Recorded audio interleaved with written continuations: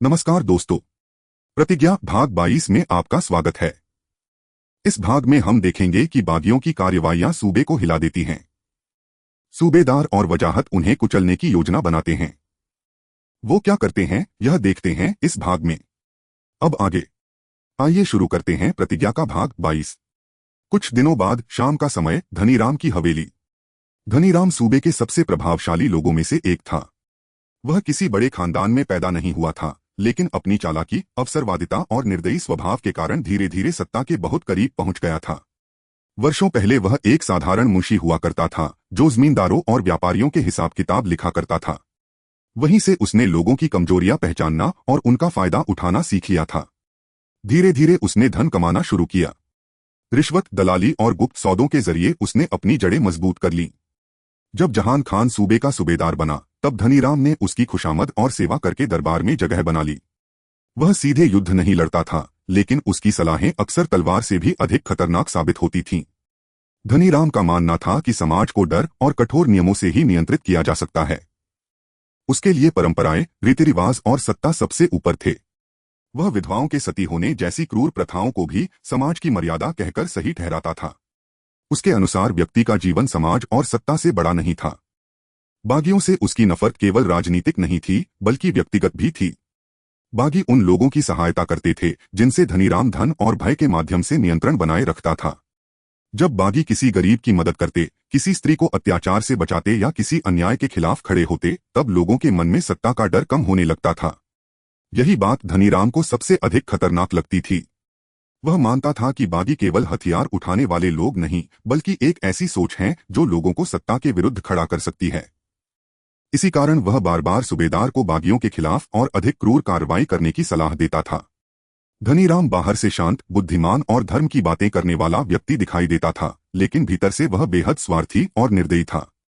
उसके लिए इंसानियत से अधिक महत्वपूर्ण था सत्ता, धन और अपना प्रभाव। धनीराम गद्दी पर बैठा हुक्का पी रहा था। तभी घोड़ों के रुकने की आवाज आती है। उसका नौकर उससे कहता है, मालिक, फौज के सालार वजाहत साहब तशरीफ लाए हैं। धनीराम कहता है, उन्हें अंदर भेजो। दरवाजा खुलता है। वजाहत अंदर आता है। चेहरे पर परेशानी थी। धनीराम ने मुस्कुराते हुए कहा, आइए सालार साहब, आज बड़े परेशान दिखाई दे रहे हैं। वजाहत ने गहरी सांस लेते हुए कहा, परेशानी छोटी नहीं है धनीराम जी। आज सुबह सूबेदार साहब का पैगाम आया था। कल दरबार में बुलाया है। धनीराम ने हुक्के का कश लेते हुए कहा, तो आखिर बुलावा आ ही गया। वजाहत ने बेचैनी से कहा, आप जानते हैं पिछले दिनों क्या क्या हुआ। पहले गिरधारी की हवेली में हत्याएं, फिर पूछताछ केंद्र पर हमला, और अब सती जैसी रस्मों में भी दखल देने लगे हैं। धनीराम ने धीमे स्वर में कहा, बागियों का हौसला दिन ब दिन बढ़ता जा रहा है। वजाहत ने घबराहट से कहा, और सूबेदार सारा इल्जाम मुझ पर डालेंगे। कहेंगे कि फौज निकम्मी हो गई है।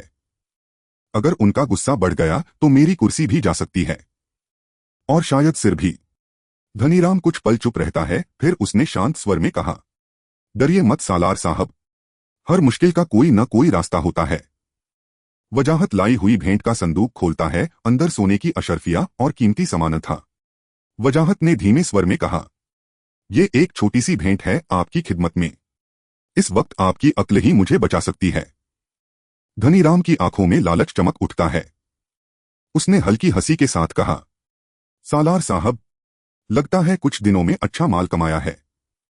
वजाहत ने कहा, जान सलामत रहे तो माल और आ जाएगा। पहले ये बताइए कि सूबेदार जी को कैसे शांत किया जाए। धनीराम कुछ देर सोचता है, फिर गंभीर स्वर में उसने कहा, सूबेदार जी को सफाई नहीं चाहिए, उन्हें सख्त कार्रवाई चाहिए। आपको ऐसा दिखाना होगा कि आप बागियों के खिलाफ बहुत बड़ा कदम उठाने वाले हैं। वजाहत ने पूछा, कैसा कदम? धनीराम ने कहा, पूरे इलाके में तलाशी अभियान चलाइए, गांव-गांव सैनिक भेजिए, जो भी बागियों की मदद करे उसे सरेआम सजा दीजिए। वजाहत ने चिंता से कहा, लेकिन इससे लोग और भड़केंगे। धनीराम ने मुस्कुराकर कहा, डरे हुए लोग बगावत नहीं करते। सूबेदार जी को यही पसंद आएगा। वजाहत ने पूछा, और अगर फिर भी कुछ हो गया तो? धनीराम ने चालाकी से कहा, तो दोष गांव वालों पर डाल दीजिए।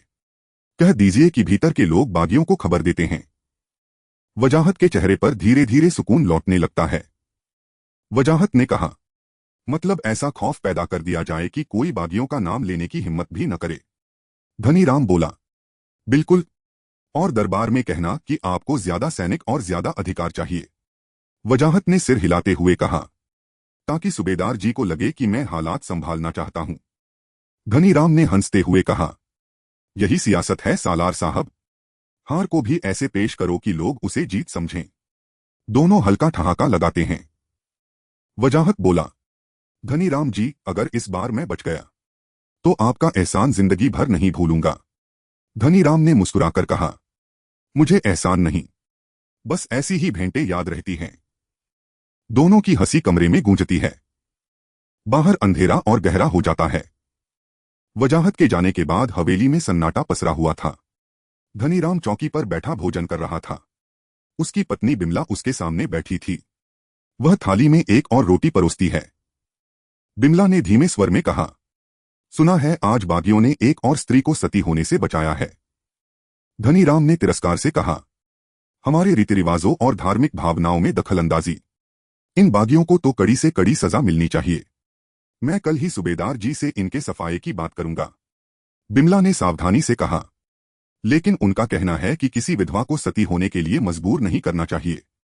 सिर्फ इसलिए किसी स्त्री को जिंदा जला देना कि उसका पति मर गया, यह भी तो अपराध है। धनीराम ने कठोर स्वर में कहा, वे कौन होते हैं हमें अच्छा बुरा सिखाने वाले? मुझे हैरानी होती है कि ये बागी आखिर पैदा कहां से हो जाते हैं। कितना सहार किया गया उनका, कितनों को मौत के घाट उतारा गया, फिर भी खत्म होने का नाम नहीं लेते। बिमला ने धीरे से कहा, लोग कहते हैं कि बागी केवल हाड़ मांस के इंसान नहीं, एक सोच हैं, एक विचार हैं, और विचार कभी मरते नहीं, वह कुछ पल रुकती है। बिमला ने आगे कहा, कुछ वर्ष पहले मीर मनु ने भी उन्हें मिटाने की बहुत कोशिश की थी, लेकिन सफल नहीं हो पाया। बागी लगातार बढ़ते ही जा रहे हैं। धनीराम ने दांत भींचते हुए कहा, जो काम मीर मनु शुरू कर गया था उसे हमारे सूबेदार जी पूरा करेंगे। मैं उनसे आग्रह करूंगा कि बागियों के खिलाफ और सख्त कार्रवाई की जाए। बिमला ने सोचते हुए कहा, सूबेदार जी के पास बड़ी सेना है, हाथी हैं, घोड़े हैं, हथियार हैं, लड़ाके हैं, जबकि बागियों के पास इनमें से कुछ भी नहीं। वे संख्या में भी बहुत कम हैं, फिर भी सूबेदार उन्हें खत्म नहीं कर पा रहे। बिमला की आवाज धीमी हो जाती है। कहीं न कहीं कुछ अच्छाई तो होगी इन बागियों में, तभी तो लोग उनका साथ देते हैं। कभी कभी तो लगता है जैसे भगवान भी उनकी ओर हैं। धनीराम का चेहरा क्रोध से लाल हो जाता है। उसने कड़क कर कहा, अच्छाई? क्या कह रही हो तुम? उनमें कुछ भी अच्छा नहीं है। वे समाज के दुश्मन हैं, दुश्मन। बिमला ने घबराकर कहा, लेकिन लोग कहते हैं कि वे गरीबों और मजबूरों की सहायता भी करते हैं। धनीराम अचानक थाली छोड़कर खड़ा हो जाता है। क्या बोले जा रही हो मूर्ख स्त्री? क्या पति की मृत्यु के बाद उसकी पत्नी को जीवित रहना चाहिए? किसके लिए जिएगी वह? वह बिमला की ओर घूरता है। अगर मुझे कुछ हो जाए तो क्या तुम जीना चाहोगी? बिमला घबरा जाती है। वह तुरंत उठकर धनीराम के चरण पकड़ लेती है।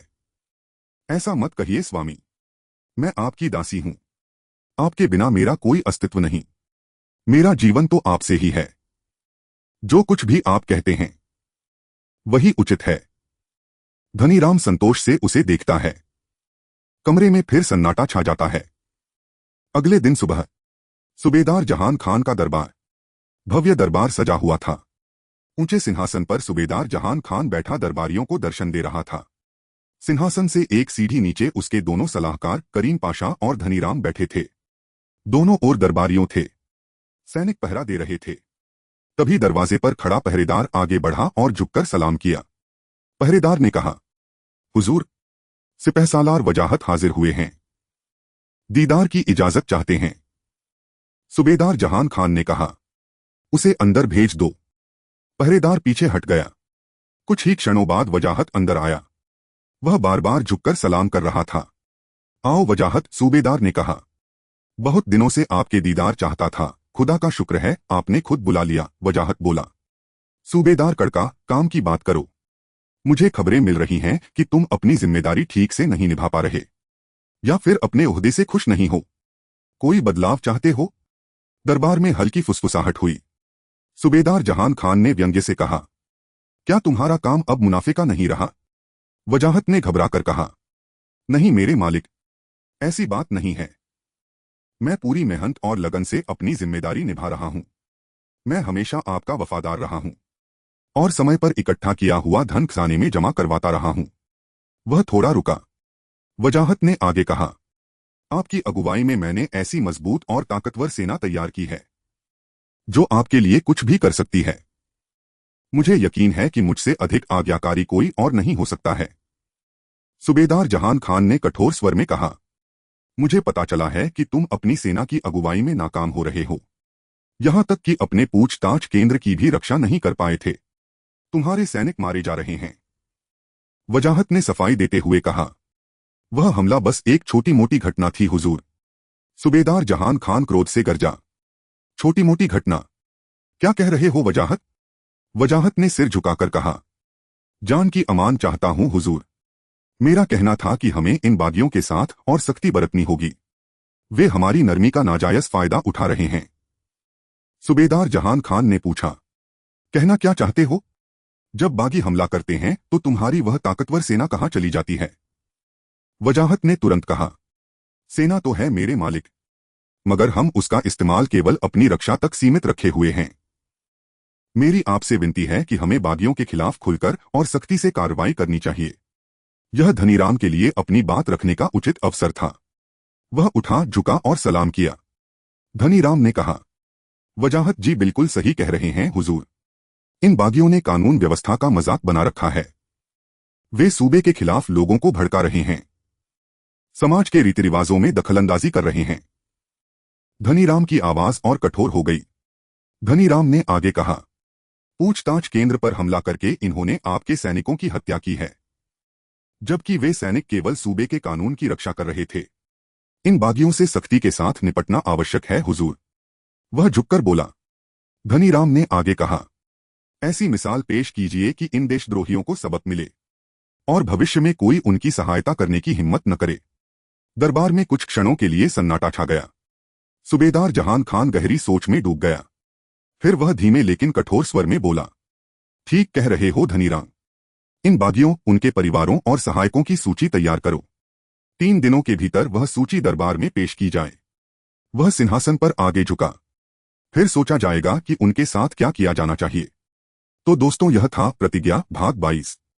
हम उम्मीद करते हैं कि आपको यह कहानी पसंद आ रही होगी। अगर हाँ तो कृपया लाइक और शेयर बटन दबा दें। चैनल को सब्सक्राइब कर दें, बेल आइकन दबा दें ताकि इस कहानी के नए भाग तथा दूसरी कहानियां आप तक जल्द पहुंच जाएं।